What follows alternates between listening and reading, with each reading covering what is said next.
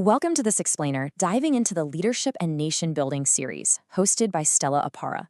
Today, we're completely rethinking what true power actually looks like. We usually default to thinking leadership is all about authority, right? Status, titles, having a ton of influence. It's so easy to picture a leader as that person sitting up in the corner office just issuing directives. But, history repeatedly shows us something different. The leaders who actually create a lasting impact, they don't view leadership as this cushy privilege to enjoy. They literally view it as a responsibility to serve. Now, I know that might sound a bit soft on the surface, but it's actually one of the strongest, most resilient forms of leadership ever practiced. We're going to break down exactly why that is and how you can apply it. Let's get into it. So here is our roadmap for today. We're going to cover reversing the leadership pyramid, the core traits of a servant leader, driving organizational growth, building prosperous nations, and finally, actionable steps to become a servant leader yourself. Starting off with Section 1, reversing the pyramid. It is definitely time to challenge that old command and control myth of leadership. In your traditional top-down model, there's this really rigid distinction between the leader at the very top and the people below them. Basically, everyone exists to serve that leader and cater to their vision. Servant leadership flips that entire concept on its head. It's a bottom-up structure where the leader exists to serve the mission and the people. And hey, this doesn't mean the leader becomes passive or avoids tough decisions or acts like a pushover. Not at all. It simply means their primary focus shifts from personal gain to collective growth. They are measuring their own success strictly by how many people they empower along the way. To really ground this theoretical shift, Stella Opera shares this deeply personal, amazing anecdote from her own life. When she was struggling and out of a job, she actually had an opportunity to attend a training at Galaxy TV, but she couldn't even afford the transport fare.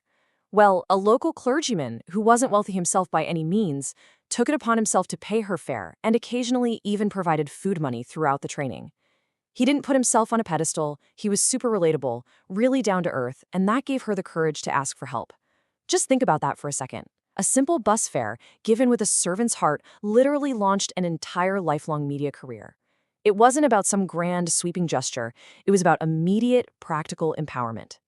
That lived experience just perfectly captures a core philosophy from John C. Maxwell. He basically says the ultimate test of leadership is the actual growth of the people being served. Like, do they become healthier, wiser, freer, and more autonomous? That clergyman didn't just hand over some cash. He empowered someone to build a future. Because true leadership is never, ever measured by how high a person climbs, but by how many people rise up because of their leadership. Moving into Section 2, traits of servant leaders. Let's unpack the core toolkit of this specific type of leader. Opera outlines 5 essential traits here: humility, empathy, integrity, empowerment, and accountability. While a lot of traditional leaders out there are just seeking followers and applause, servant leaders are actively seeking builders and impact. They aren't sitting around asking, what can people do for me? They're constantly asking, what can I do for people? It really makes you ask yourself in your own workplace, are the leaders prioritizing applause or are they prioritizing genuine impact? Now, humility gets a pretty bad rap sometimes, especially in corporate spaces. It is not about weakness, it's not false modesty, and it's certainly not about thinking less of yourself. It's simply thinking of yourself less often. A genuinely humble leader deeply understands their own strengths, sure, but they possess that quiet confidence required to recognize, hey, I actually need others. They listen, they learn, and they openly admit their mistakes. Arrogance will destroy team trust in an absolute instant, but this kind of grounded humility, that builds it for the long haul. Similarly, empowerment means an absolute refusal to hoard power. You don't build a silo, you build a greenhouse. I love that idea. You're intentionally training future leaders and sharing opportunities rather than keeping that spotlight firmly fixed on yourself. A servant leader's legacy isn't defined by what they achieved all alone in a vacuum. It's defined by what everybody else achieved because of the fertile, supportive environment they created. Which brings us right to Section 3, driving organizational growth. Let's look at how this actually facilitates success on a larger corporate level. I want you to imagine 2 completely different managers. On one hand, you have the boss. This person constantly reminds employees of their authority, right?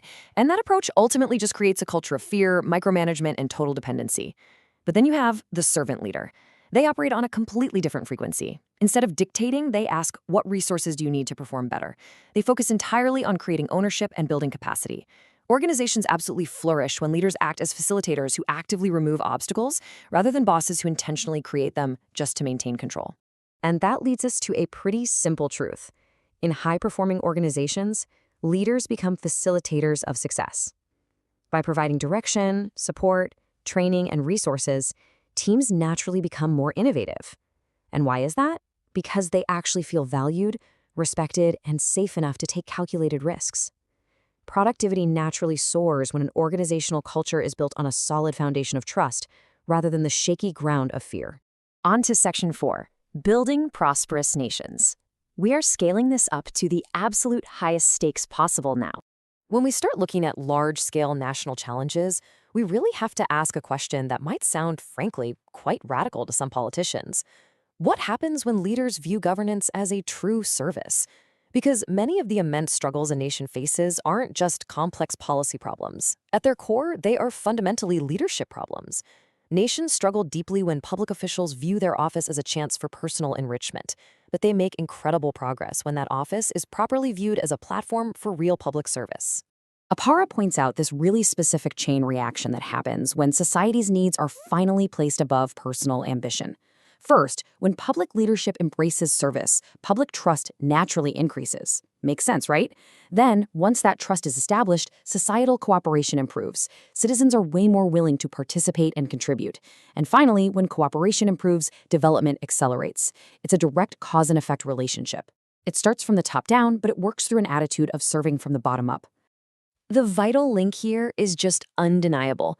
The absolute essence of governance is service. Whether that means meticulously protecting public resources, improving education, building critical infrastructure, or providing security. When leaders prioritize these things for the people flourish. And when the people flourish, the nations prosper. It's that simple. Strong leaders build strong institutions, and strong institutions build strong nations. Finally, Section 5, Becoming a Servant Leader. Let's go over the actionable steps you can take to cultivate this exact mindset. So first, we have to face the paradox of servant leadership. It's a really surprising fact of human psychology. Intuitively, serving others kind of feels like putting yourself beneath them or giving up control, right? But counterintuitively, sacrificing your own self-interest is exactly what generates deep, lasting influence. Influence isn't something you can just demand because you have a fancy title on your door. It is earned by consistently putting your team first. Trust is going to outlive authority every single time. To put this into practice, Opara offers 5 really concrete steps. It starts with asking better questions. You have to shift your daily mindset from how can I get more influence to how can I add more value. It requires you to listen more, spending real, actual time understanding people rather than just trying to impress them. You must intentionally develop others, openly and generously share the credit for team achievements, and deeply focus on your long-term legacy way over any fleeting short-term wins. So, to intentionally invest in people, try running through this personal inventory. Ask yourself how you can use your specific strengths, your unique background, your current opportunities, your passions, and yes, even your spectacular past failures and experiences to truly serve humanity. By deeply reflecting on these areas, you transition from just holding a position of power to actively being a real game changer, a facilitator of growth for everyone around you. As we wrap up this explainer on the Leadership and Nation Building series hosted by Stella Opara, I really want to leave you with a provocative question. It's kind of the ultimate test of your impact, whether you lead a small team of 2 or an entire country of millions. Stop worrying about your title for a minute and ask yourself this: what will remain because you led here? Seriously, think about it. Thanks for joining me, and I'll catch you on the next explainer.